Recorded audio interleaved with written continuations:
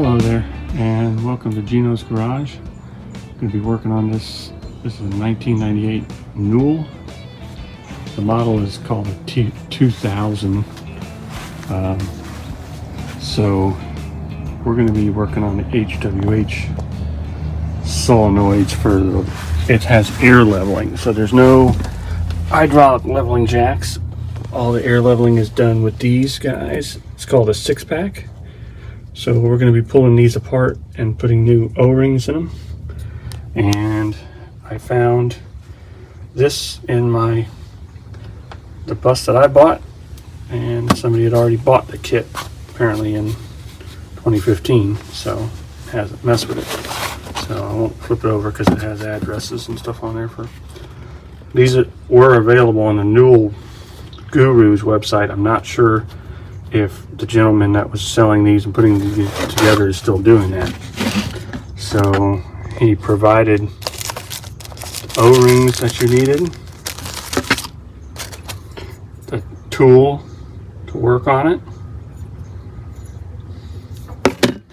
an instruction kit,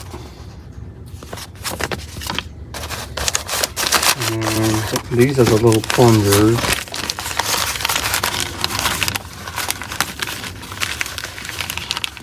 Yeah, so these go inside, and I'll show you where these go.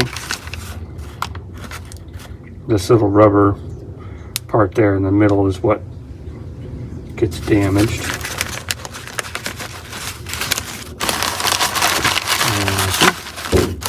That may be it. Pretty much all you need, I think.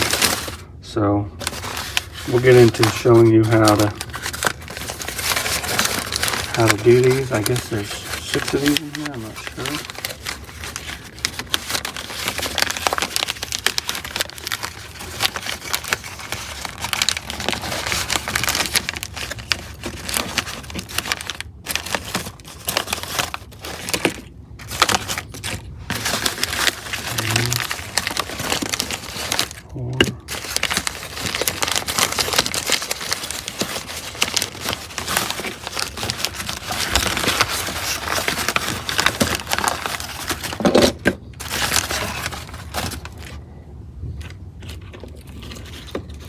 So yeah, it looks like he ordered, I guess it's just enough to do one of these.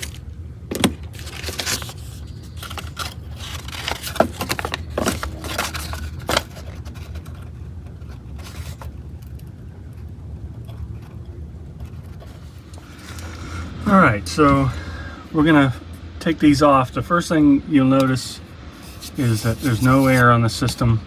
We may get some air bleeding back from the airbags, because sometimes they won't fully deflate, but if you dump your system, it'll get most of the air out. So just be prepared, there might be a little bit air leakage when you remove these. So 2 of these, this is on the rear set, and we're looking at it from the passenger side. You can see I've already marked them. So that's the left side airbag, that's the right side airbag. These come from the height control valves. I didn't verify for sure, but I would assume that the top one is the left airbag, or the left height control valve, and the bottom is the right height control valve on the drive axle. And then these 2, I believe, dump the air. So they will, so this will allow you to either fill the system by opening these and putting air to them, or dumping it by opening these. Or when you put it in travel mode, it opens it to these, so the height control valves send air to the airbags. If you want a more in-depth video on how all the air system works on a Newell, I'll put a link in the description for a video that goes through from start to finish, the basics through how all this system works, and it's a good set of videos if you're a new Newell owner. So we're going to remove this little locking nut on the outside. I'm verifying too that none of these are energized. You just feel them if they're warm and these are energized. You don't want to pull this coil off while these are energized. You could burn out the coil. The other thing is my ignition, when my system won't come on unless you turn the ignition on. So I know my ignition is off right now, so this should be, all these should be off. So you're going to remove this little coil that has the coil inside this little metal box. And there's also a little washer here that kind of fits in that. So just don't lose that washer. So then once you get that off, we'll go ahead and remove the inner part. That's what this little special spanner is for, with these two little protrusions. That's to go on this guy to remove this inner stud. You could do it with a regular tool, but so inside of there you're going to have the little spool piece, and now you can see what I was talking about with the wear on the end of that thing. See the difference? You see how that's dimpled? It's dimpled from sitting in here on this. Let's see if I can zoom in on this here. From sitting on this little protrusion in there. So that thing seals on there. That's how it seals the air. So that little seal is what we're after replacing. Like I said, and I'll show you this other one. So you can see how it's dimpled from sitting on that from over the years. So we're going to replace all these. And then if you see in here, there's an O-ring in there. So we'll pull that O-ring out. And if you read these instructions, the gentleman that sent them out says that he replaced the O-rings with round O-rings and the originals were square, and that should be fine. So you can see that's the original square cut O-ring. These are the new O-rings that he provided. So we'll slip one of those guys in there. Put one of the new. So this, zoom back out a little bit. So this guy slips down inside this housing. So this is how this works. That coil, when it slips over this tube, it sucks this back in and pulls it away from that sealing surface and allows air to pass through there. So that's all that does. It's an electromagnetic coil that pulls this metal thing back. The spring keeps it seated against there. So we'll put this back in there.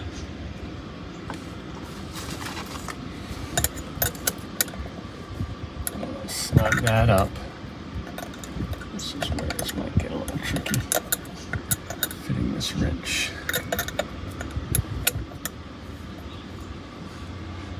So that's snug. So now you'll need a pair of channel locks or slip joint pliers, and you just want to grab the whole outer shell of this and loosen it very gently. You could put a rag on there if you're worried about putting damage on that, but it's not going to hurt it per se. You can see I left a little bit of marks on there, but so there's a couple O-rings on this that need to be replaced. So there's one inside of here, down in here that we got to get out, and this one here. You can see these are fairly compressed. Alright, so we're going to try to, just an O-ring pick here. Well, technically this is just a pick, but try to get out as I stab myself.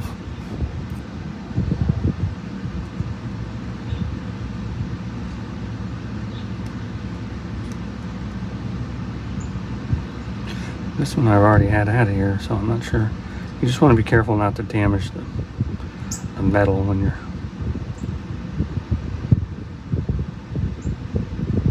There we go.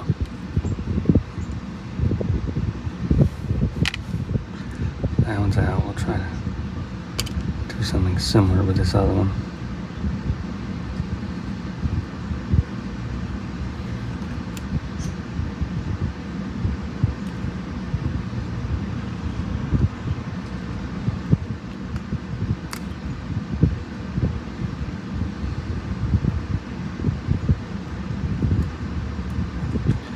This one really doesn't want to come out of there.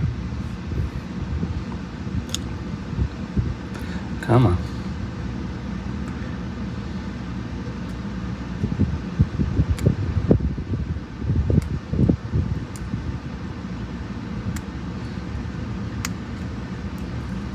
Okay.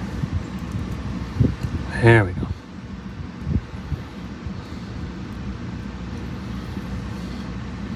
So that's those two O-rings. There's a couple of those in the kit. Got mosquitoes flying around me here. So they've got a whole set of O-rings here in the kit. So there's a small one that'll fit right down in there. And then a big one that'll fit in this outer groove.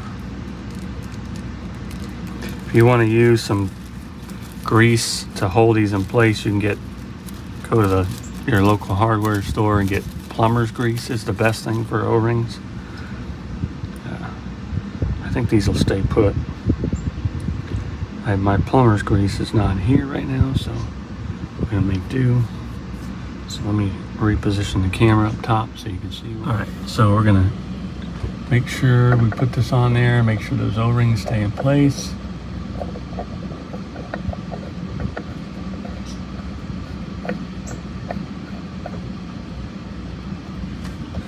Snug it down a little bit until it stops.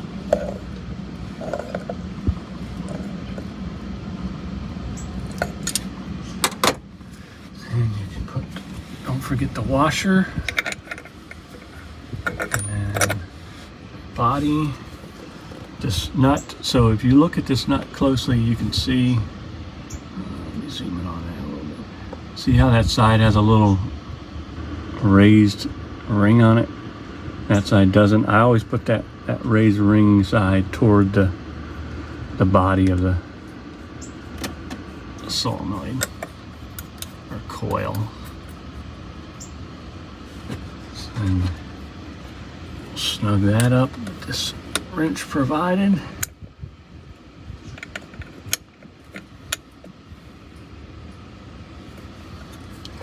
And that's the information on the wrench. He provided the wrench as well in the kit, so that's pretty much it. Now we just keep on doing 5 more here. It's a pretty easy process. And we'll get all those done and we'll check the system, see how everything works. Check for leaks.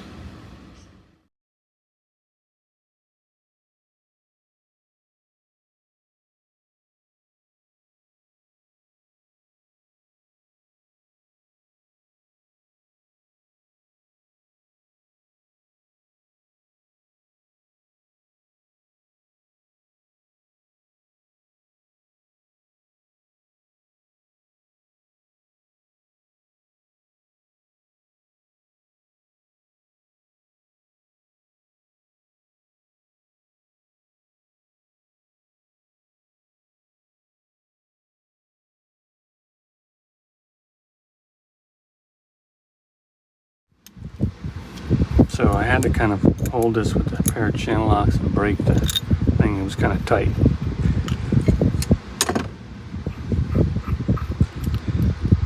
So again, we're going to pull this guy out, replace it with a new one. O-ring in here.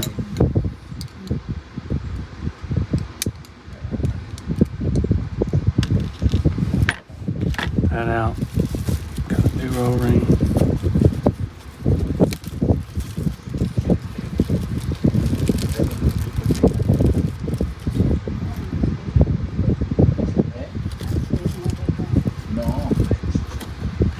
That, we're going to put this back together.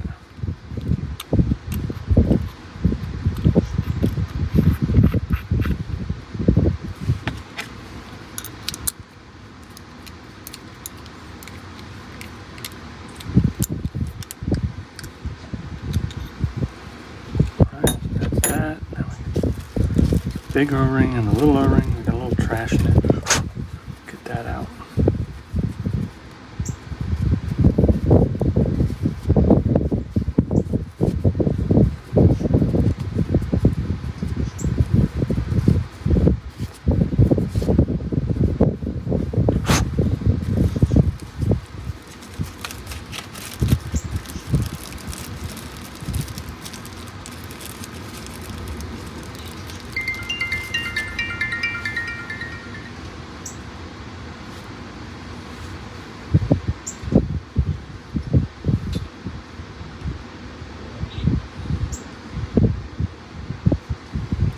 that's put together. Now we'll go back to the thing and get it installed.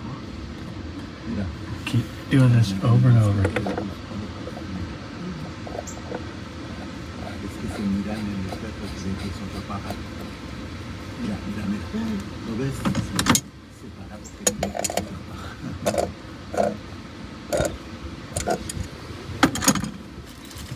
So we're all done now. All the 6-packs are rebuilt. I also did the front one and redid that one. I also relocated the front one. This one, you know, it's not too bad to get to. It's right here in the engine bay.